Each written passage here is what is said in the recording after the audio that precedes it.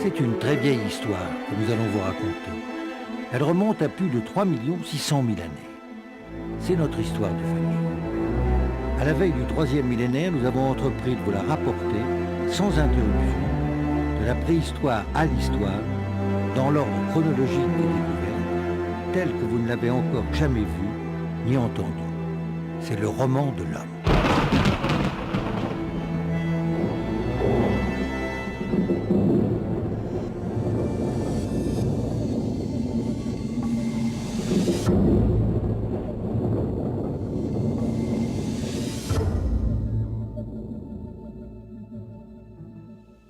« 1847, la baie de Somme. Un Français, Jacques Boucher de Crèvecoeur de Perthes, directeur des douanes à Abbeville, découvre un silex taillé et en fait la preuve de l'ancienneté de l'homme.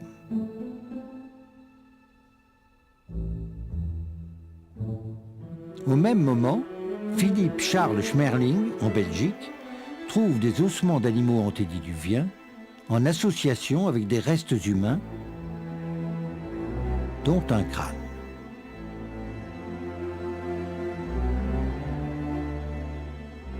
En Angleterre, Charles Darwin, un jeune homme aventureux, part faire le tour du monde avec un navire océanographique, le Beagle.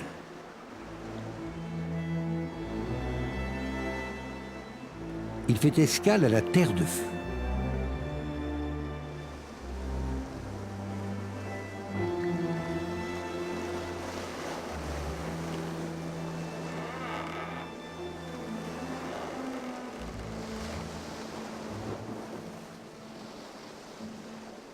Il en revient encombré à la fois d'une théorie révolutionnaire, l'évolution des espèces, et de maladies réelles ou imaginaires qui ne cessent plus de le torturer. Pendant près de 20 ans, il partage son temps entre ses douleurs et ses travaux. Il décrypte ses carnets de voyage et élabore l'ambitieux principe de la sélection naturelle.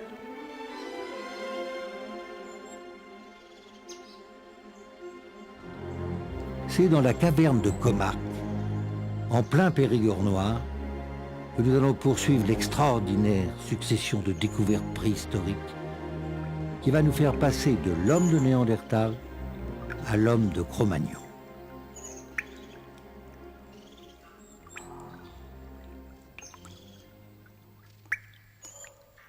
En cette deuxième moitié du XIXe siècle, la préhistoire, science toute neuve et toujours contestée, s'exerce dans un périmètre extrêmement réduit. Sud de l'Angleterre, nord de la France, canton de la Belgique fraîchement indépendante et vallée allemande de Néander.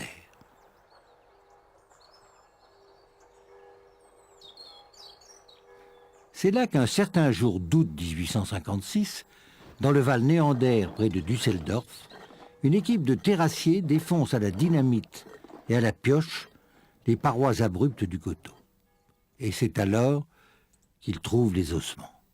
Une découverte, comme beaucoup d'autres qui ont dû avoir lieu avant celle-ci et qui n'ont pas eu de suite. Là, la présence de cavernes proches fait croire au contremaître qu'il s'agit de fragments de squelettes d'ours. Il les fait porter à l'instituteur du village, un certain Johann Karl Füllroth.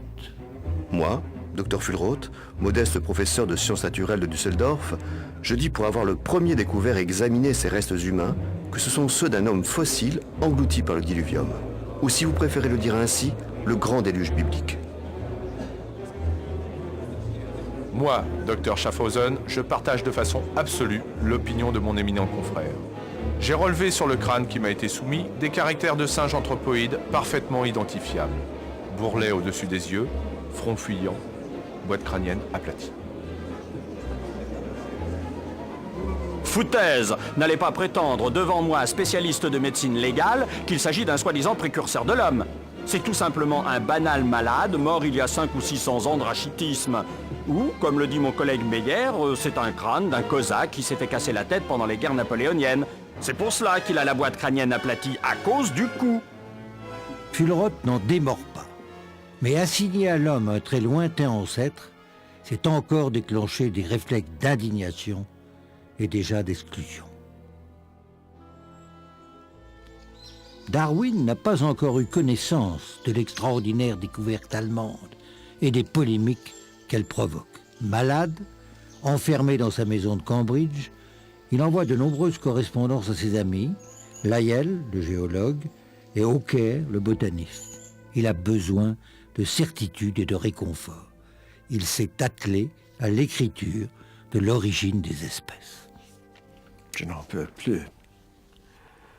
Voici 15 mois lorsque j'ai pris la plume pour écrire ce volume.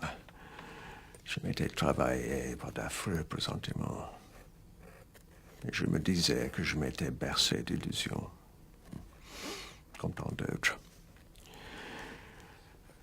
J'ai eu une épouvantable crise, l'une de mes jambes ayant gonflé. Je me serais cru en enfer.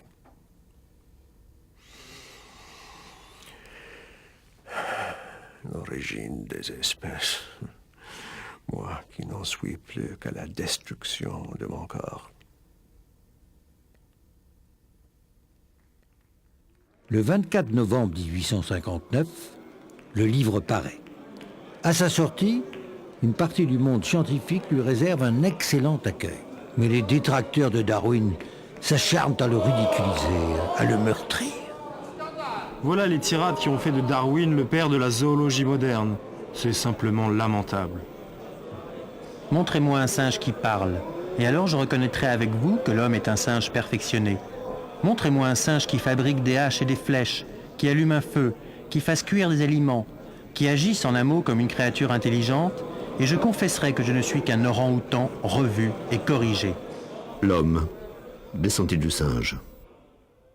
J'admets maintenant que dans les premières éditions, j'ai probablement attribué un rôle trop considérable à l'action de la sélection naturelle ou à la persistance du plus apte. Mais je continue à affirmer que l'ancêtre de l'homme est un quadrupède velu, muni d'une queue et d'oreilles pointues. Probablement arboricole.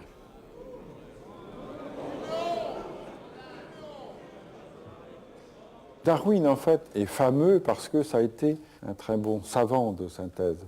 Mais il a été largement précédé par au moins un siècle de recherche naturaliste qui avait tendance à regrouper dans une même classification l'ensemble des êtres vivants de la planète.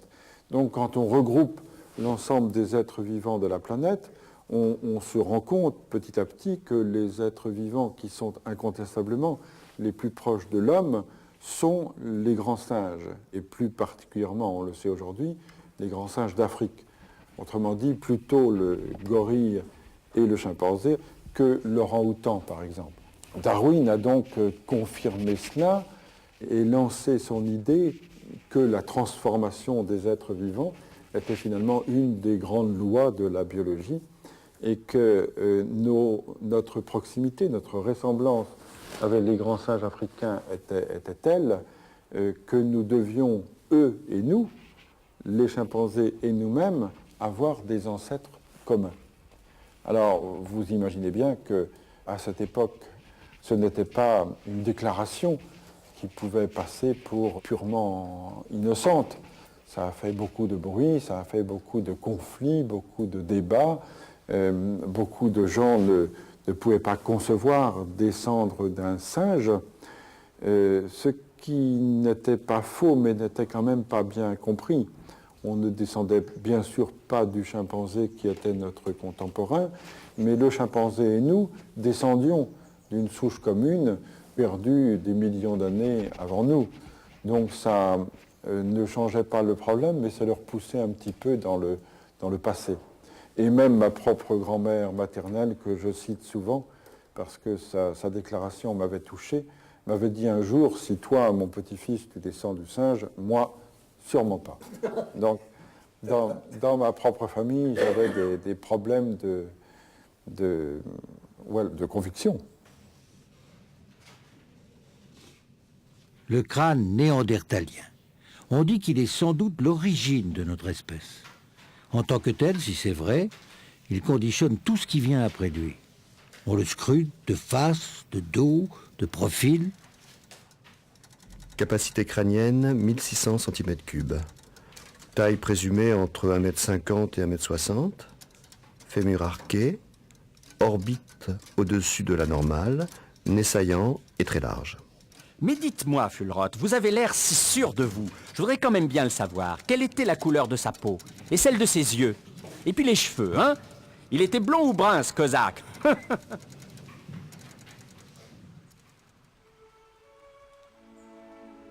1868. Les années ont passé. Le progrès technique s'est répandu partout. On a entrepris la construction d'un chemin de fer à vapeur qui doit, le long de la vallée de la Vézère, relier Périgueux à Agen en passant par le lieu-dit et Zézy. C'est en arrivant à la hauteur du village que les ouvriers découvrent près du rocher dit de Cro-Magnon un abri dont l'accès est dissimulé par l'accumulation de dépôts de toutes sortes. On fait appel à Édouard Lartet. Avocat, homme de science, Édouard Lartet, comme boucher de perte, se heurte à l'incrédulité de l'Académie des sciences. Mais c'est un enfant du pays, il y est très estimé. Il vient de s'illustrer par de nombreuses découvertes, notamment à Aurignac et à Cessan. Malheureusement, ce jour-là, il est malade. Et c'est son fils Louis qui se rend sur les lieux. Sitôt arrivé, Louis Lartet fait déblayer l'entrée. L'endroit est jonché de silex taillés, de bois de renne sculptés, de dents percées et de coquilles, qui sont sans nul doute les vestiges de colliers ou de parures. Il continue à avancer. Et c'est tout au fond de la caverne la découverte impressionnante. Une nécropole fossile. 2 adultes, une femme avec un fœtus et un vieillard. Ces morts surgissent du plus profond de la préhistoire. Et on ne tarde pas à les reconnaître comme les représentants d'une race humaine anatomiquement moderne qu'on baptise hommes de Cro-Magnon. La vaste capacité de la boîte crânienne des hommes de Cro-Magnon prouve combien était mal fondée la théorie qui rattache à un titre quelconque l'homme au singe. Enfin, on respire. On tient un ancêtre convenable. Le comte de Gobineau, qui 10 ans plus tôt a publié son essai sur l'inégalité des races humaines, aurait donc eu raison en faisant de l'homme blanc le rameau le plus illustre de l'espèce. Tout cela m'excède, m'obsède, me détruit. Je n'arrive plus à dormir et mon cœur palpite presque en permanence. Et son cœur s'arrête le 19 avril 1882. Avant de fermer les yeux, il dit doucement à sa fille Emma « Je n'ai pas peur de mourir ».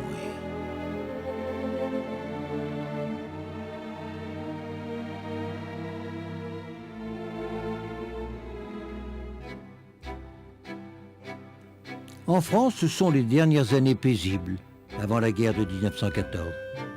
Le petit village du Moustier, près de l'abri de Cro-Magnon et du village des Zézy. C'est là qu'un beau matin débarque un chercheur étranger. Il est suisse, certains le disent allemand. Il se nomme Otto Hauser. Archéologue amateur, il est aussi négociant avisé. Il recrute des équipes d'ouvriers auxquelles il confie la tâche de collecter les objets fossiles qu'il vend à des musées ou à des collectionneurs privés. Son manège ne tarde pas à lui valoir l'inimitié des gens. La tension est grande entre l'Allemagne et la France, et tout concourt à rendre suspect l'action germanique en Périgueux. Pour les uns, c'est un escroc, pour les autres, c'est un espion. Près d'un siècle et 2 guerres ont passé. Quelques traces de cette époque demeurent encore dans le village. Il n'en reste plus personne ayant connu Otto Hauser. Madame Guimbaud était à 96 ans, le seul témoin encore en vie qui ait connu Otto Hauser. Nous lui avons rendu visite. Elle est morte peu après. Oh oui, je me rappelle bien de lui. Il venait tous les jours au Moustier. Il habitait les Zézy, mais il venait tous les jours. tous les jours voir ses ouvriers parce qu'il avait des ouvriers qui travaillaient, qui sont tous morts maintenant. Et alors, il allait les surveiller, il allait voir ce qu'ils avaient trouvé. On l'aimait, monsieur, parce qu'il payait bien ses ouvriers. Il les payait bien. Il était payé plus que chez un paysan, quoi.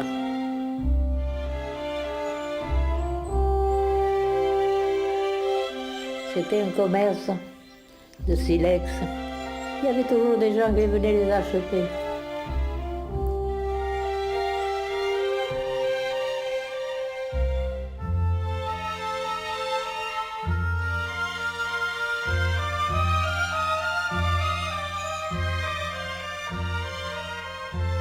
Le 7 mars 1908, Otto Hauser trouve un squelette complet d'adolescent de type néandertalien.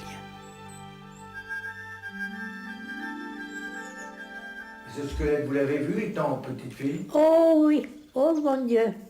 Il me semble que j'y vais parce qu'il y avait, devant le restaurant, il y avait une grille. Et alors, ils avaient porté ce crâne-là, c'était le crâne qu'ils avaient porté. Oui. Pour le reconstituer, pour le recoller, quoi. Oui. Et alors, ils s'étaient mis là. Et nous, les enfants, on était tous derrière les grilles à regarder. Ils l'ont remonté. Et ma foi, quand ils sont partis, je ne sais pas s'ils ont bousculé un peu, c'est retombé. Ah, il a fallu recommencer.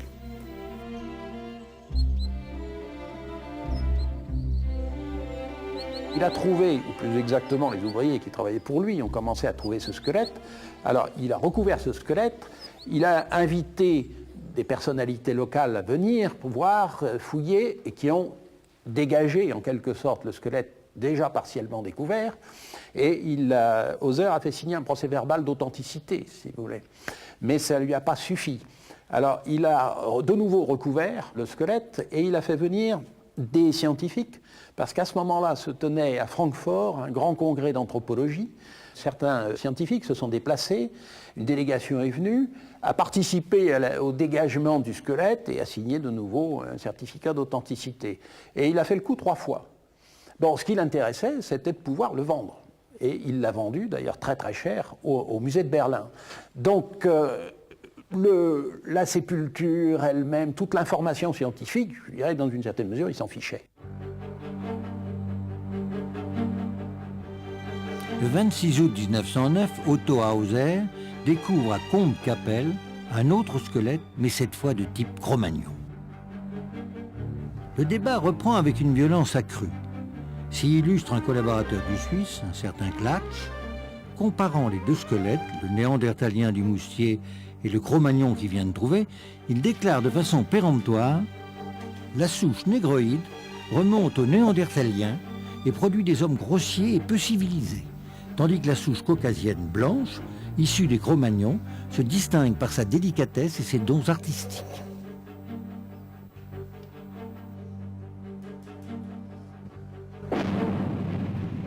Et soudain, c'est la Grande Guerre. Dès sa déclaration, Otto Hauser, menacé, regagne la Suisse. Quant au squelette du Moustier, il est conservé au musée de Berlin. 25 ans plus tard, à la fin de la Seconde Guerre mondiale, l'armée soviétique s'empare de la capitale allemande et du même coup du squelette.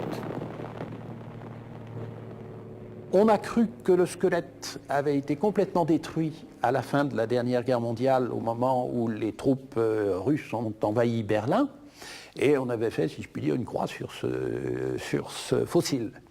Et puis, un peu plus tard, on a retrouvé le crâne seulement dans une caisse qui a été rendue par les autorités soviétiques au gouvernement d'Allemagne orientale. Et je crois que maintenant il est en cours d'étude, mais il n'est toujours pas publié, il n'est toujours pas étudié. Et bon, j'ai eu la chance de le voir à Berlin, ce ne sera pas facile, il y a des travaux de reconstitution très délicats à réaliser, mais ça va se faire, si vous voulez.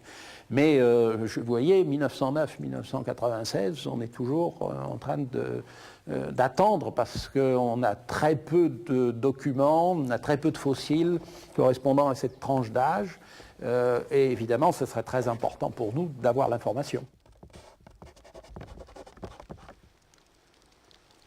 De nos jours, la plupart des préhistoriens s'accordent à attribuer aux Néandertaliens et aux Cro-Magnons une origine commune. Mais déjà, des chercheurs d'avant-garde avancent l'hypothèse d'une origine plurielle de l'homme.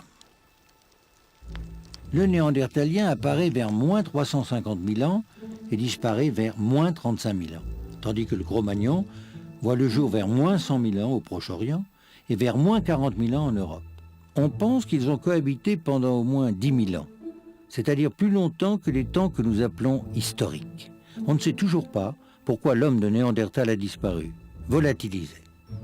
Certains évoquent l'hypothèse d'un gigantesque génocide, d'autres pensent qu'il peut s'agir d'une épidémie qui aurait attaqué les sinus des Néandertaliens aux arcades sourcilières proéminentes et spongieuses. De nos jours encore, l'homme de Néandertal semble cristalliser toute notre terreur, notre refus de descendre d'un singe. On le dirait dépositaire de notre nature violente et de nos pires tentations. On a écrit sur l'homme de Néandertal, on a décrit l'homme de Néandertal d'une manière telle qu'à la limite, il n'aurait jamais pu survivre s'il était aussi abscon, abruti et fermé qu'on a bien voulu le décrire. Et la meilleure preuve, disons, des facultés d'adaptation du Néandertal est qu'il a été capable de vivre et de survivre pendant des centaines de milliers d'années. Et non seulement en était-il capable, mais il avait un système qui était tellement perfectionné que finalement, il n'avait même pas besoin d'en changer. Quand l'environnement changeait, quand les faunes changeaient, lui, imperturbable, pouvait continuer avec le même succès adaptatif, avec le même outillage de base, les mêmes territoires et la même façon de gérer les territoires. Ceci étant, dire que le Néandertal est quelqu'un qui avait réussi finalement une forme d'adaptation très équilibrée, dire que le Néandertal est quelqu'un qui fait preuve d'une anticipation certainement beaucoup plus grande qu'on ne l'a écrit, dire que c'était un bon technicien, ne veut pas dire que c'était la même chose que l'homme du Paléolithique supérieur. Il est beaucoup plus fascinant justement de se demander comment des groupes ont pu finalement vivre et exploiter des territoires semblables, avec des systèmes techniques et des systèmes économiques aussi profondément différents. Et c'est leur différence qui m'intrigue. Mais il n'y a nul besoin de tenter d'y mettre des hiérarchies. On ne peut pas oublier que nous sommes redevables à l'homme de Néandertal de nos plus anciennes sépultures.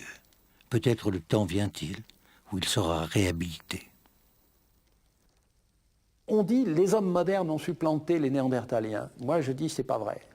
Ce sont des hommes modernes qui ont supplanté les Néandertaliens. Ce n'est pas tous les hommes modernes. Ce qui est sûr, c'est qu'à un moment donné, quelque part, des hommes modernes ont inventé de nouvelles technologies et probablement aussi, disons, développé peut-être de nouvelles structures sociales, si vous voulez, donnant en quelque sorte plus d'efficacité, peut-être dans la division du travail, dans l'organisation même des sociétés.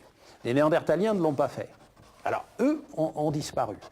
Mais, dans notre histoire, on a vu aussi des groupes acquérir une supériorité technique sur d'autres.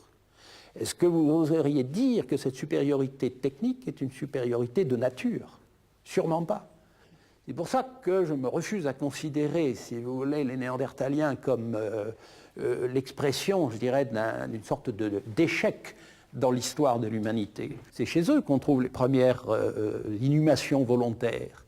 Bon, je pense qu'ils ont apporté à l'humanité peut-être quelque chose, sinon d'essentiel, au moins de très important. Alors il n'y a pas de raison de parler d'échec.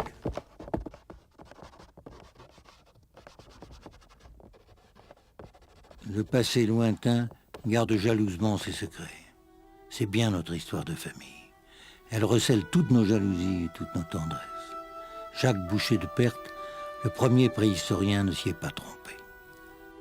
Si nous descendons en nous, si nous pressons notre cœur, nous y trouvons une force de pénétration, un foyer de lumière et de science qui est évidemment bien au-dessus de notre position, de notre nature terrestre. Cette énergie intérieure qu'on ne peut définir et qui, toute vague qu'elle est, nous pousse dans l'immensité et jusqu'à Dieu lui-même, c'est l'imagination. L'imagination. ombre de l'âme, sa mesure et son instrument, est par sa puissance voisine de l'infini.